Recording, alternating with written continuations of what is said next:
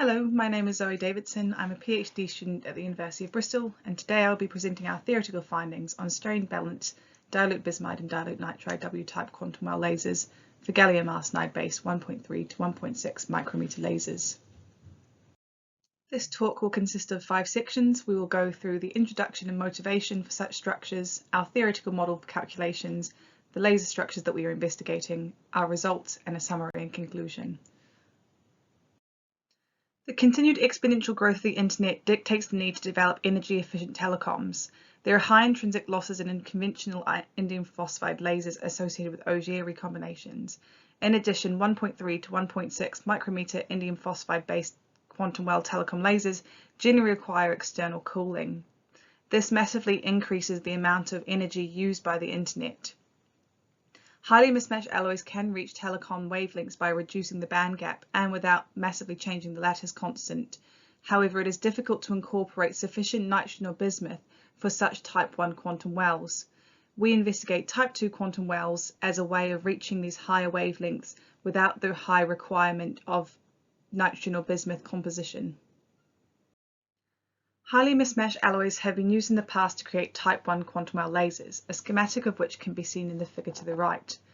The incorporation of nitrogen or bismuth in gallium arsenide strongly reduces the band gap. We see a band gap reduction of approximately 0.1 eV per 1% composition of nitrogen or bismuth. This band gap reduction is caused by the interaction of the localized states with the conduction and valence bands. We see in the figure of the left the downshift of the conduction band due to the nitrogen resonance state. In the figure in the middle, we see the upshift of the valence band due to the bismuth resonance state. We have improved confinement of electrons in dilute nitride structures and an improved confinement of holes in a dilute bismuth structure. In a type 2 structure, electrons and holes are confined in different adjacent layers, allowing the achievement of longer wavelength emission. In our structure, we layer electron-confining dilute nitride with hole-confining dilute bismuth, as shown in the figure to the left. We can vary each layer individually in terms of thickness and composition to obtain desired properties such as band offset ratios and strain balancing.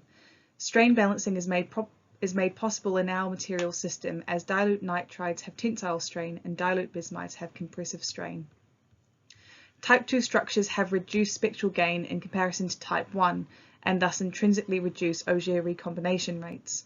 The reduction in spectral gain is due to the spatial separation of the wave functions. To combat this, we use a W-type structure which sandwiches a hole-confining layer between electron-confining layers, shown in the figure in the middle.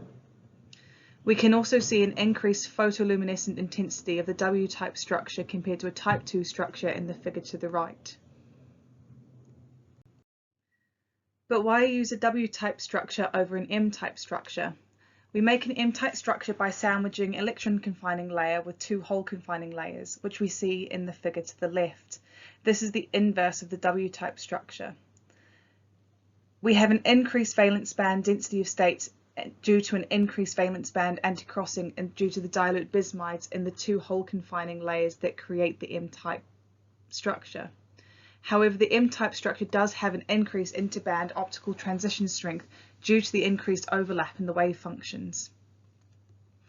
This, however, is not enough to overcome the increased valence band density of states, and so therefore we have a smaller material gain for the M-type when compared to its W-type counterpart, as seen in the figure to the right, and thus we focus our attention on the W-type structures exclusively in this research. Auger recombinations account for more than 50% of threshold current density at room temperature when operating in the data and telecom wavelengths. Auger recombinations are reduced in type 2 structures, but they also change in terms of their loss mechanism. In a traditional bulk or type 1 structure, the main loss mechanism is a CH-SH Auger recombination, as seen in the figure to the left. In a type 2, we change to a CH-CC loss mechanism, shown in the figure to the right. In order to reduce the Auger recombinations further, we change the band offset ratio thus that the valence band offset is more than twice the conduction band offset. Having now covered the introduction and motivation of this talk, we now move on to the theoretical model.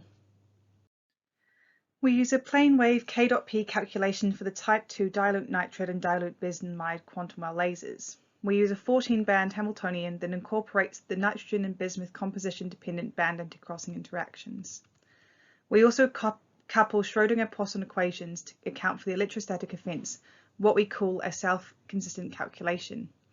These effects can be seen in the figure to the right. The top figure demonstrates the calculated variation in the band edges with sheet carrier density, accounting for the band edge bending due to the electrostatic effects of the carriers.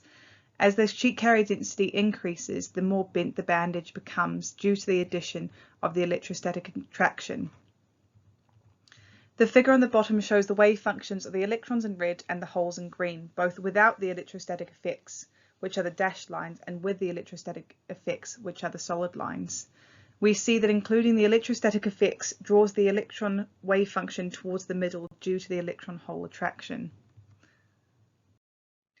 These models have been parameterized, confirming their accuracy at calculating the properties of quantum well laser. We use these models to calculate the quantum well optical gain, extract the threshold carrier density, and the threshold differential gain. The figure to the left shows the comparison of the experimental measurement red dots and the theoretical model red line of the band gap as a function of bismuth composition. The figure in the middle shows the comparison of the experimental measurement green dots and the theoretical model green line of the band gap as a function of nitrogen composition. And finally, the figure to the right shows the accuracy of the theoretical model of the photoluminescence in the solid lines with the experimental, the red dots, of a type 2 quantum well laser. This all goes to show that our theoretical models are well parameterized against experimental results. We now move into a discussion of the laser structures used in this research. The laser structure we are investigating is shown in the figure to the right and has gallium arsenide substrate and barriers and aluminium-gallium arsenide cladding layers to create a separate confinement heterostructure. The active region is then made of dilute nitride and dilute bismuth W-type quantum wells. The dilute nitride layers are tensilely strained and the dilute bismuth layers are compressively strained. This enables us to obtain the strain balancing requirements given in the equation to the bottom for any given wavelength. We also vary our band offset ratios between 2 and 4 in order to minimize Auger recombinations. These band offset ratios produces a low central conduction band potential barrier, allowing for significant penetration of the electron probability density into the central bismuth layer. This increases our spatial overlap and therefore increases our spectral gain. We now run through the results of our theoretical investigations. We begin by examining the results for our 1300 nanometer fixed band offset ratio structures. Figure A shows the layer properties required to obtain a band offset ratio of 2 with strain balancing. Figure B shows the conduction and valence band edge as we increase the thickness of our structure. Figure C shows the conduction and valence band structure to the left and the conduction and valence band density of states to the right for the thinnest and thickest structures, the thinnest structures being shown in green and the thickest structures being shown in red. The thinnest structures have less confined states and also a narrower density of states. This going to improve the performance of the structure. However, the thin structures also require a high composition of bismuth and nitrogen, something that is currently difficult to achieve in high quality growth. We now compare the non-self-consistent and the self-consistent calculations. Figure D shows the TE polarized material gain spectra computed via non-self-consistent and self-consistent at fixed sheet carrier density. We see that we have an increased peak gain for increased thickness and also a blue shift when we look at the self-consistent versus the non-self-consistent calculations. We also have an increased peak gain of the self-consistent versus non-self-consistent calculations, which is reflected in figure E, showing us the peak modal gain as a function of carrier density computed via both non-self-consistent shown in red and self-consistent shown in green. In figure F, we see the threshold carrier density, the green lines, and the threshold differential gain, the red lines, for both the non-self-consistent dashed lines and self-consistent solid lines. We find that the thin structures calculated using self-consistent calculations show the best performance by having both decreased carrier density and increased differential gain at threshold. We now examine the results of the 1300 variable band offset ratio structures. For these structures, rather than fixing the band offset ratio, we have varied the band offset ratio between 1/3 and 3, and we have fixed the bismuth layer thickness to 3.5 nanometers. By fixing the wavelength to 1.3 micrometers, we have also had to change our strain requirement from strain balancing, which is a net strain of 0, to strain compensation, which is a net strain of less than 2. We see that in Figure A we have the layer properties required to obtain the band offset ratios with the strain compensation at 1300 nanometers. Figure B shows the conduction and valence band edge, which changes much more dramatically when compared to the fixed band offset ratio. And Figure C shows the conduction and valence band structures to the left and the conduction and valence band density of states to the right. We have done these for the smallest band offset ratio, which is in green, and the largest band offset ratio, which is in red.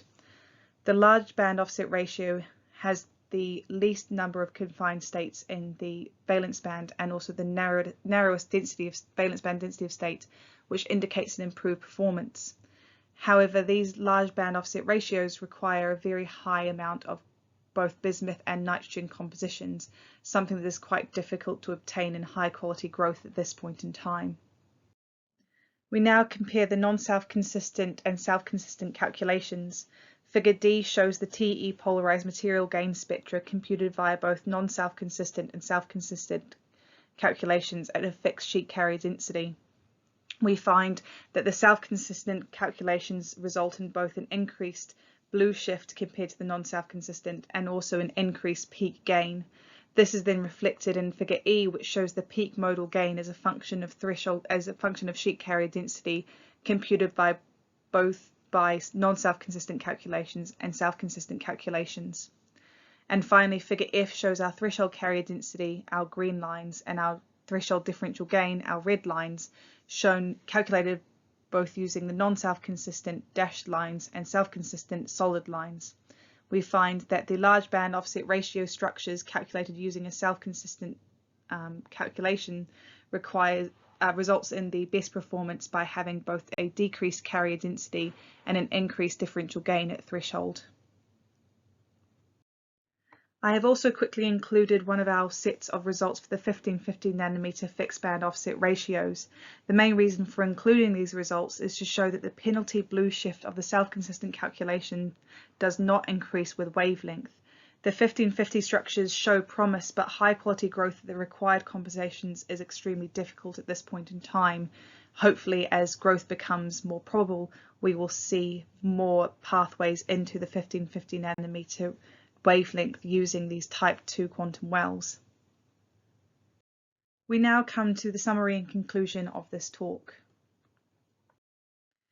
In summary, we have discovered that thin structures with large band offset ratios offer the best performance, though such structures are currently difficult to achieve, and thin structures will always have difficulty with robustness. We have also concluded that the electrostatic effects of carriers strongly enhances the material gain at fixed carrier densities through the increased spatial overlap of wave functions. We find we have high material gains, larger than what we would normally expect from a standard type 2 quantum well in our W-type quantum wells. And we also find that strain-compensated structures have a broad scope for band structure engineering if we reduce the strict strain balancing requirement of a net strain of 0.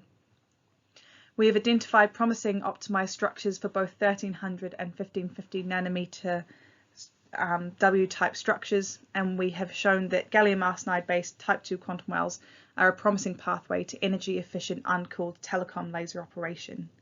Thank you very much for listening to my talk, and please feel free to submit any questions for me to answer in due course.